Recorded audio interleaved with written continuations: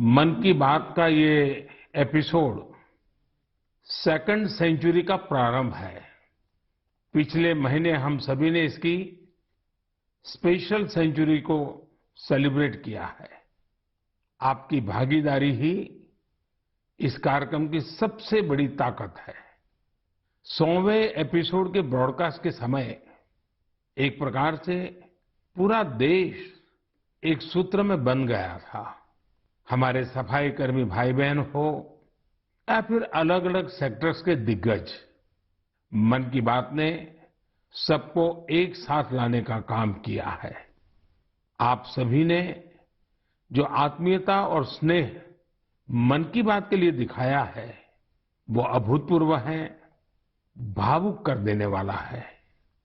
जब मन की बात का प्रसारण हुआ तो उस समय दुनिया के अलग अलग देशों में, अलग अलग टाइम जोन में कहीं शाम हो रही थी तो कहीं देर रात थी। इसके बावजूद बड़ी संख्या में लोगों ने 100वें एपिसोड को सुनने के लिए समय निकाला। मैंने हजारों मील दूर न्यूजीलैंड का वो वीडियो भी देखा जिसमें 100 वर्ष की एक माताजी अपना आशीर्वाद दे रही हैं। मन की बात को लेकर देश विदेश के लोगों ने अपने विचार रखे हैं। बहुत सारे लोगों ने कंस्ट्रक्टिव एनालिसिस भी किया है।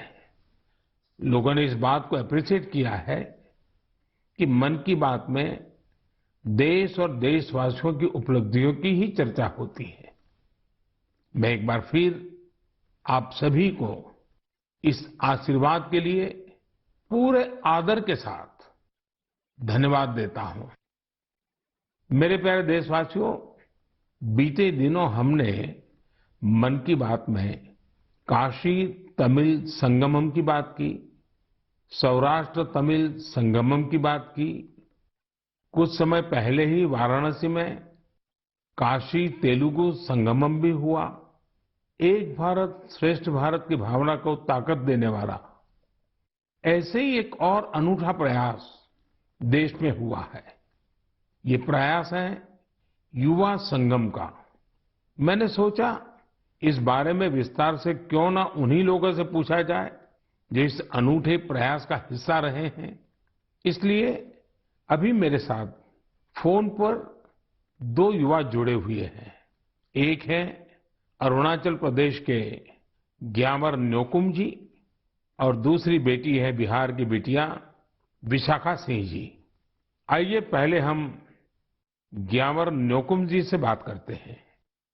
ग्यामर जी नमस्ते। नमस्ते मोदी जी। अच्छा ग्यामर जी, जरा सबसे पहले तो मैं आपके विषय में जानना चाहता हूँ। मोदी जी, सबसे पहले तो मैं आपका और भारत सरकार का बहुत ही ज्यादा आभार व्यक्त करता हूँ कि आपने बहुत कीमती टाइम निकाल के मुझसे बात करने का मुझे मौका दिया। मैं national institute of technology Arunachal Pradesh में फर्स्ट ईयर में मैकेनिकल इंजीनियरिंग में पढ़ रहा हूँ। और परिवार में क्या करते हैं पिताजी वगैरह? जी, मेरे पिताजी छोटे मोटे बिजनेस और उसके बाद कुछ फार्मिंग ये सब करते हैं। युवा संगम के लिए आपको पता कैसे चला? युवा संगम में गए कहाँ, कैसे गए, क्या हुआ? मोदी जी, मुझे युवा संगम का हमारे जो इंस्टीट्यूशन है, जो एनआईटी है, उन्होंने हमें बताया था कि आप इसमें भाग ले सकते हैं। तो मैंने फिर थोड़ा इंटरनेट में थोड़ा खोज किया। फिर मुझे पता चला कि ये एक बहुत ही अच्छा प्रोग्राम है जिसमें मुझे एक भारत श्रेष्ठ भारत ना जो विजन है उसमें भी बहुत ही योगदान दे सकते हैं और मुझे कुछ नया चीज जानने का मौका मिलेगा ना। तो तुरंत मैंने फिर उसमें वेबसाइट में जाके एनरोल किया। मेरा अनुभव बहुत ही मजेदार रहा, बहुत ही अच्छा था। कोई सिलेक्शन आपको करना था? मोदी जी, जब वेबसाइट खोला था अरुणाचल वालों के लिए 2 ऑप्शन था। पहला था आंध्र प्रदेश जिसमें आईआईटी तिरुपति था और दूसरा था सेंट्रल यूनिवर्सिटी राजस्थान। तो मैंने राजस्थान में किया था अपना फर्स्ट प्रेफरेंस। सेकंड प्रेफरेंस मैंने आईआईटी तिरुपति किया था। तो मुझे राजस्थान के लिए सिलेक्ट हुआ था, तो मैं राजस्थान गया था। कैसा रहा आपका राजस्थान यात्रा? आप पहली बार राजस्थान गए थे? हाँ, मैं पहली बार अरुणाचल से बाहर गया था। मैंने तो जो राजस्थान के किले ये सब तो मैंने बस फिल्म और फोन में ही देखा था ना। तो मैंने जब पहली बार गया तो मेरा एक्सपीरियंस बहुत ही, वहाँ के लोग बहुत ही अच्छे थे और जो हमें ट्रीटमेंट दिया बहुत ही ज्यादा अच्छा था और जो हमें नया नया चीज सीखने को मिला। मुझे राजस्थान के बारे की और उधर के लोग जैसे कि रेन वाटर हार्वेस्टिंग, बहुत कुछ नया नया चीज सीखने को मिला जो मुझे बिल्कुल ही मालूम नहीं था। तो ये प्रोग्राम मुझे बहुत ही अच्छा था, राजस्थान का विजिट।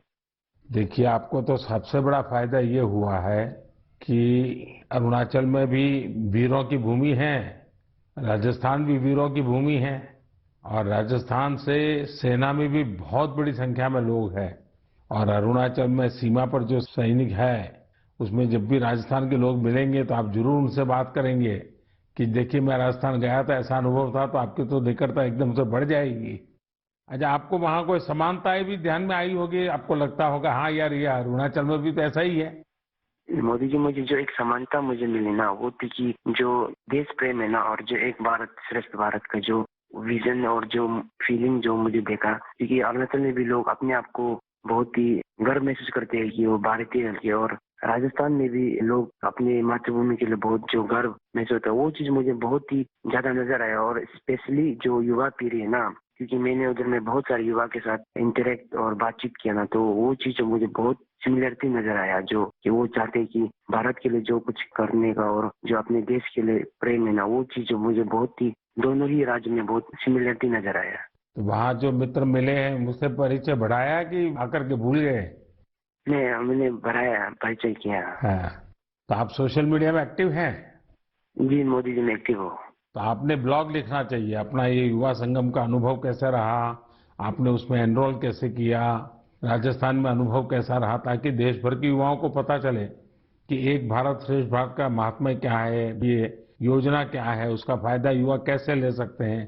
पूरा अपने एक्सपीरियंस का ब्लॉग लिखना चाहिए, तो बहुत लोगों को पढ़ने के लिए काम आएगा। जी मैं जरूर करूंगा। ग्यामर जी, बहुत अच्छा लगा आपसे बात करके। और आप सब युवा देश के लिए, देश के उज्जवल भविष्य के लिए, क्योंकि ये 25 साल अत्यंत महत्वपूर्ण है, आपके जीवन के भी और देश के जीवन के भी। तो मेरी बहुत बहुत शुभकामनाएं। धन्यवाद। धन्यवाद मोदी जी, आपको भी। नमस्कार भैया।